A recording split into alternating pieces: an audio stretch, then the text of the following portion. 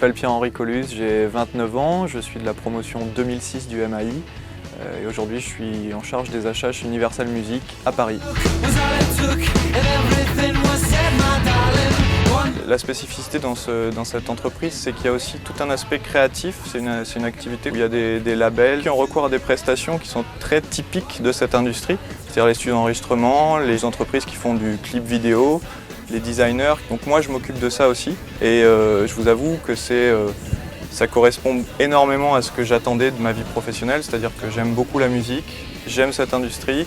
Et aujourd'hui, je me retrouve dans une fonction achat qui me permet d'allier les deux.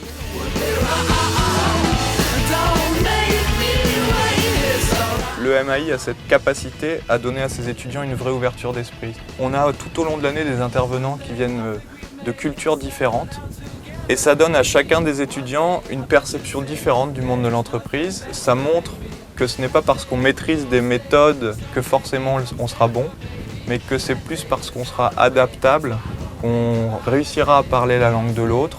Eh bien peut-être c'est là où on sera performant. Dans mon poste actuel, l'humain représente 80% peut-être de réussite. Le MAI a une vraie force, c'est son réseau, ça c'est évident. C'est-à-dire qu'au quotidien, lorsqu'on est confronté à des problématiques qu'on ne connaît pas, qu'on n'a jamais eu l'occasion de traiter, plutôt que de passer une semaine, 2 semaines à se spécialiser, alors je vais pouvoir appeler quelqu'un qui a partagé les mêmes bancs d'école que moi, peut-être 10, 15 ans avant, et puis qui a lui cette connaissance.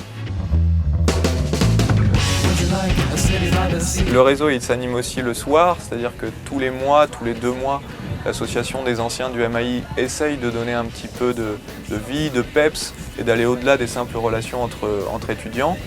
Et on se retrouve pour un verre tous ensemble, donc c'est assez sympa, c'est le moment d'échanger, c'est le moment de se raconter un petit peu sa vie avec des gens avec qui on n'a pas forcément des relations au quotidien. Et ça permet bien de se tenir au courant, soit du marché, soit d'échanger tout simplement sur l'évolution personnelle des gens. Et c'est ce qui fait aussi que le réseau est très fort.